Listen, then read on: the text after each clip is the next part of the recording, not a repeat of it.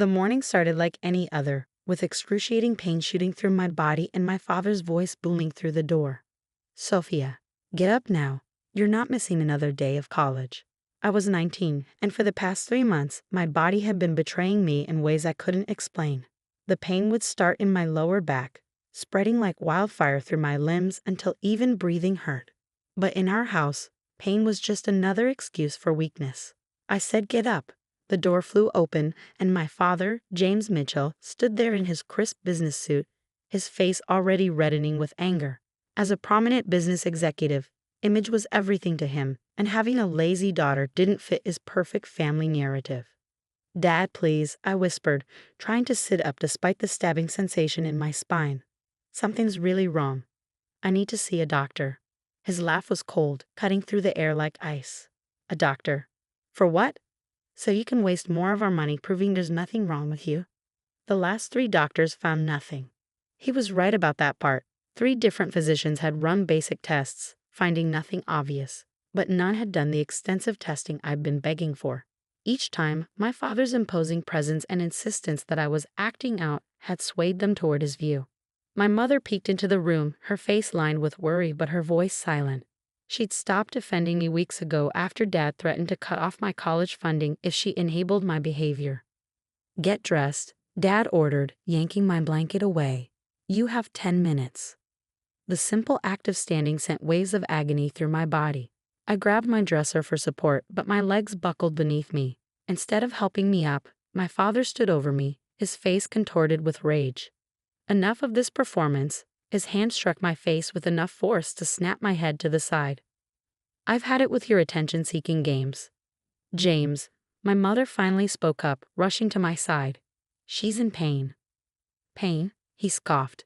"She's manipulating us, Claire, just like her aunt did before she ran off with that artist. It runs in your family, this dramatic behavior, this need for attention." The mention of my Aunt Sarah, Mom's sister who'd escaped our toxic family dynamic years ago, made something snap inside me. Through tears and gasping breaths, I looked up at him.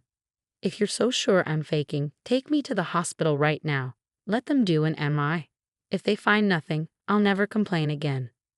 I saw the challenge register in his eyes. My father never backed down from a challenge. It was one of the traits that had made him so successful in business. "Fine," he spat. "We'll end this charade today. Claire, call the hospital and tell them we're coming. When they find nothing, Sophia, you're going to apologize to everyone you've inconvenienced with this nonsense." The drive to the hospital was silent except for my muffled whimpers every time we hit a bump. My father's knuckles were white on the steering wheel, his jaw clenched in familiar anger. In the emergency room, his commanding presence initially got the same results as always. The first doctor was ready to dismiss me with anxiety medication, but then something unexpected happened.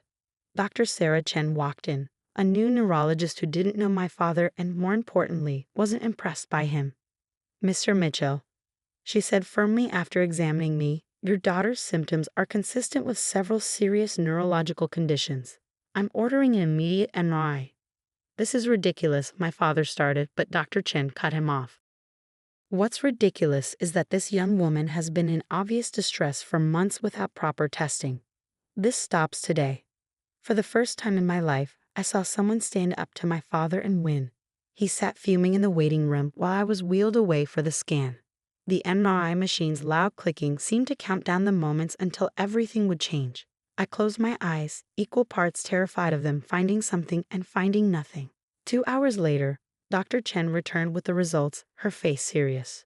She put up several images on the light board, pointing to areas that made my mother gasp and my father lean forward in his chair.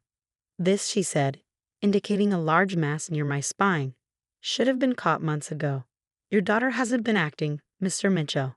She's been suffering from a spinal tumor that's been growing increasingly aggressive." The word tumor seemed to echo in a small room. I watched my father's face drain of color, his usual confident posture crumbling as he stared at the images. But she's only 19, he whispered, his voice suddenly small. "She can't. I didn't. She needs immediate surgery," Dr. Chen continued, her voice gentler now. "The good news is we caught it before it could cause permanent damage, but only barely." My father turned to look at me, and for the first time in my life, I saw his eyes fill with tears. The hand that had struck me hours earlier now trembled as he reached toward my face, stopping short of touching the bruise he'd left. The mighty James Mitchell was breaking, and this was just the beginning. The days following my diagnosis existed in a strange, suspended reality. My father, who had built his life on control and authority, seemed to shrink with each passing hour. The bruise on my cheek faded, but its shadow lingered in his eyes every time he looked at me. Dr. Chen scheduled my surgery for the following week. The tumor's position is precarious, she explained. We need to act fast, but the procedure carries risks. There's a chance of paralysis if anything goes wrong. I watched my father during these meetings. The man who once dominated every room now sat silent, taking frantic notes with shaking hands. During one consultation, when Dr. Chen mentioned possible complications, he actually excused himself. My mother found him vomiting in the bathroom. The night before my surgery, I couldn't sleep. The pain was constant now, but it wasn't what kept me awake. From down the hall, I heard sounds I'd never heard before, my father crying. I did this, his voice carried through the thin walls. I made it worse, Claire. Our baby was suffering, and I hit her. What kind of monster am I? My mother's response was too quiet to hear, but the sound of my father's breakdown continued. The man who had never shown weakness, who had taught me that tears were for the feeble, was sobbing uncontrollably. Using the wall for support, I made my way to their door. It was cracked open, and through it, I saw my father on his knees, his head in my mother's lap as she stroked his hair. I keep seeing her face, he choked out. Every time she fell, every time she begged for help, I punished her. I called her weak. I struck my sick child. Before I could move away, he looked up and saw me. For a moment, we just stared at each other. Me, leaning against the doorframe in pain, and him, kneeling on the floor with tears streaming down his face. Sophia, he whispered, my name sounding like a prayer and a plea. I wanted to turn away, to hold onto my anger, but something in his broken expression made me stay. He stood slowly, approaching me like I might shatter. I don't know how to fix this, he admitted, his voice raw. I don't know if it can be fixed. The pain hit again, making me gasp and stumble. Instead of demanding I straighten up or accusing me of exaggeration, my father gently caught me, helping me to sit on their bed.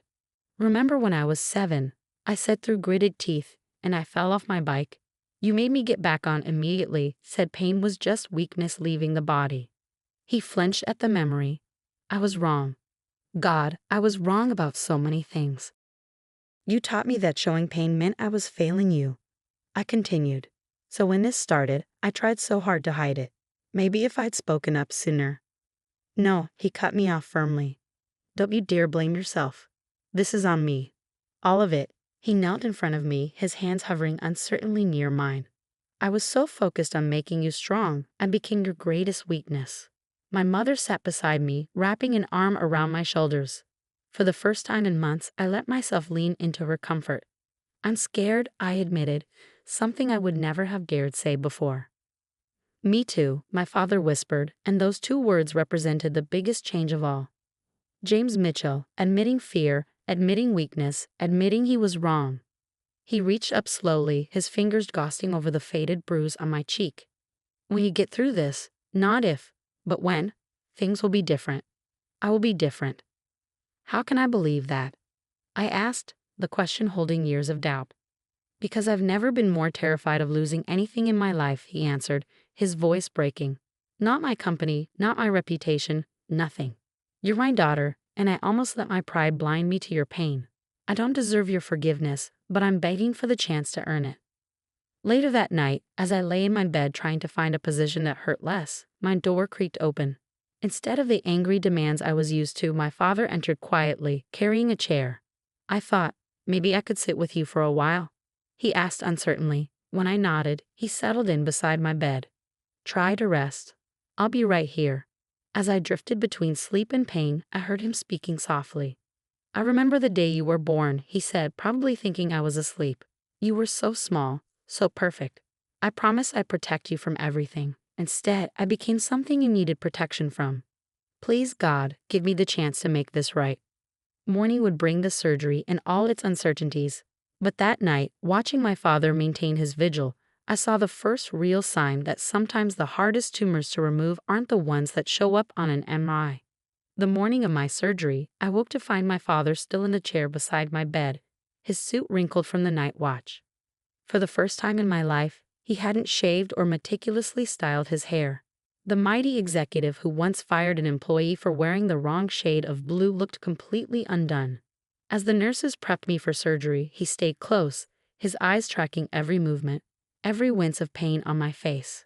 When Dr. Chen arrived to explain the procedure one final time, he asked questions in a voice I'd never heard before. Humble, almost pleading. "Please," he said as they prepared to wheel me away, "she's my little girl." Those words, so simple, yet he'd never said them before. I'd always been his legacy, his successor, but never just his little girl.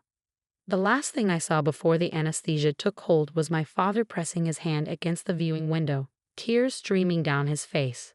I learned later that during the 8-hour surgery, my father never moved from the waiting room. My mother tried to make him eat, but he couldn't. His assistant called about an emergency board meeting. He told her to give his position to someone else.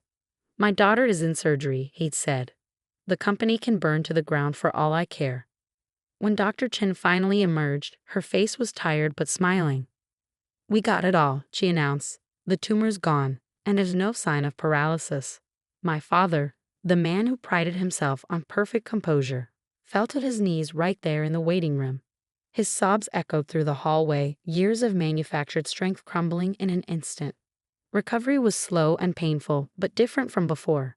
Every grimace of pain wasn't met with accusations of weakness, but with gentle concern. My father learned from the nurses how to help me walk, how to manage my medication, how to assist with physical therapy exercises. One afternoon, about 2 weeks after the surgery, my physical therapist commented on the change. "Your father's like a different person," she said as we worked on my mobility. "When you first came in, he was intimidating. Now he's the most attentive parent I've seen." She was right. The transformation was stunning. The man who once refused to miss work for my school events now spent hours helping me relearn how to walk.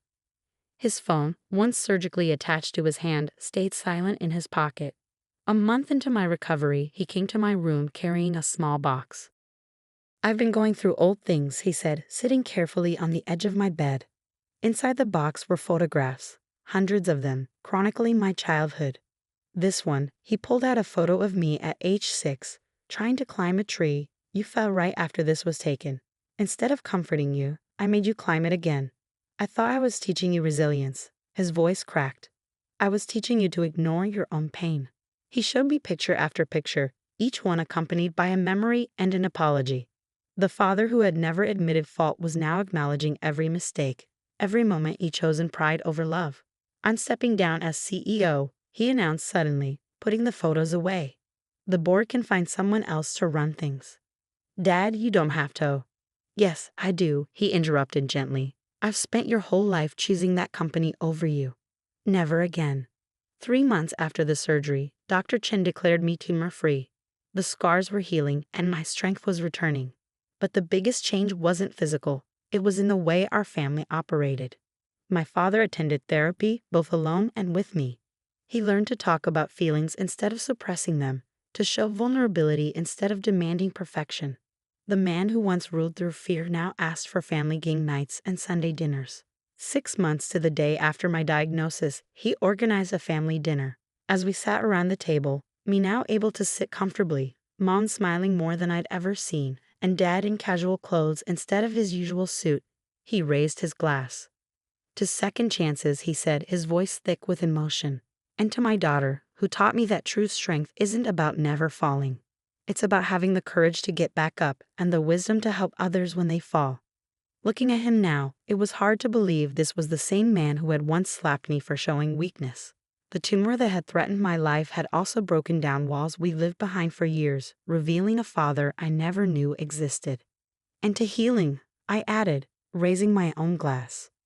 "All kinds of healing." His eyes met mine, and in them I saw not the stern executive or the demanding father, but simply a man who had learned the hardest lesson of his life, that sometimes our greatest strength comes from admitting our greatest mistakes. Sometimes the things that threaten to break us end up breaking down the walls we never knew we needed to tear down.